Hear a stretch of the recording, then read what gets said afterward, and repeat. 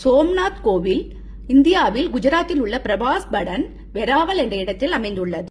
12 ஜோதிலிங்களுக்குள் இதுவும் ஒன்று. அம்மனின் 51 சக்தி பீடங்களில் இது பிரபாசா சக்தி பீடம் ஆகும். சந்திரன் சாபம் தீர்த்த தலம். சோமநாதபுரத்தில் 2 கோவில்கள் உள்ளன. ஒன்று ராணி அகல்யாபாயால் கட்டப்பட்டது. இங்கு கருவறைக்கு செல்ல குறுகிய பாதை வழியே படிக்கட்டுகளில் இறங்கினால் பாதாளத்தில் சிவபெருமானை தரிசிக்கலாம். மீண்டும் படிக்கட்டுகளில் ஏறினால் விஸ்வநாதர், அன்னபூர்ணி, விநாயகர், பைரவர், காளி சன்னதிகளையும் தரிசிக்கலாம். மகிஷாசுர மர்தினி சன்னதியும் உண்டு. புதிய கோவில். புதிய சோமநாதர் கோவில் கடற்கரை ஓரத்தில் கட்டப்பட்டுள்ளது. சலவை கற்களால் அமைந்த இக்கோவிலில் பார்வதி, அனுமன், துர்க்கை, விநாயகர் சன்னதிகளும் உள்ளன. கர்ப்பரகத்தின் மேலே பல கோபுரங்கள் கட்டப்பட்டுள்ளன. இது கண்ணன் காலில் வேடன் அம்பு பட்ட இடம். கண்ணன் உயிர் நீங்கிட தனியே கிடந்த உடலை அர்ஜுனன் கண்டெடுத்த இடம், கண்ணன் உடல் தகனம் செய்த இடம் ஆகிய இம்மூன்று இடங்களும் உள்ள தலம். பலராமர் பாம்பாக மாறி புற்றுநூல் மறைந்த இடமும் இங்கே உள்ளது. சோமநாதரின் பழைய கோவிலில் புதிய கோயிலின் இடது முகப்பிலும் உள்ளது. சந்திரனின் மற்றொரு பெயர் சோமன் என்பது அறிந்ததே. தக்கன் என்பவர் 27 பெண்களும் சந்திரனை விரும்பி திருமணம் செய்து கொண்டனர். சந்திரன் தனது கடைசி மனைவி ரோகிணி என்பவரிடம் மட்டுமே பிரியமாக நடந்து கொண்டான்.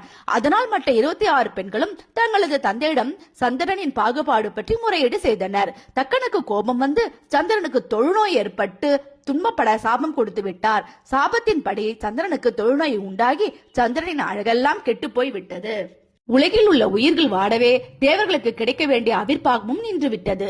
தேவர்கள் சந்திரனை கூட்டிக் கொண்டு பிரம்மதேவரிடம் சென்று முறையிடவே அவர் குஜராத்தில் பிரபாச தீர்த்தம் என்னும் திரிவேணி சங்கமத்தில் சந்திரனை நீராட செய்து அங்கே சிவலிங்கம் ஸ்தாபித்து சில நாட்கள் தவம் இருக்க கூறினார். சந்திரனின் தவத்திற்கு இறங்கிய ஈசன் சந்திரன் முன்பு தோன்றி சந்திரனை சாபத்தின் பிடியிலிருந்தும் காத்தார். 15 நாட்கள் சந்திரனின் கலைகள் குறையவும் 15 நாட்கள் சந்திரனின் கலைகள் வளரவும் வரம் கொடுத்தார். சந்திரனை பிறை சந்திரனாக தன் முடியிலும் சூடிக்கொண்டார். சிவபெருமான் சந்திரனுக்கு ஒரு ஜோதிர்லிங்கத்தை கொடுத்து சென்றார். சந்திரன் வழிபட்ட இடம் அந்த ஜோதிர்லிங்க பிரதிஷ்டை செய்து அதன் மீது பெரிதாக ஒரு லிங்கத்தையும் பிரதிஷ்டை செய்து சிவபெருமான் எப்போதும் அங்கே இருக்கவும் வேண்டி மக்களுக்கு அருள் புரிய வேண்டுவோம் என சந்திர பெருமான் சிவபெருமானையும் வேண்டிக் கொண்டு வழிபட்டார். அந்த லிங்கமே சந்திரனின் பெயரால் சோமநாத லிங்கம் என பெயர் பெற்றது. அந்த இடமே சோமநாத பரமமும் இன்று சோமநாதபுரத்திற்கு கடற்கரையில் சந்திரன் ஒளியில் பிரகாசமாக ஒளிரும் என கூறினார். அந்த சோமநாதரே ஜோதிர்லிங்கம் என்கின்றனர். இக்கோவில் தினமும் காலை 6 மணி முதல் இரவு 9:30 மணி வரையும் திறந்திருக்கும்.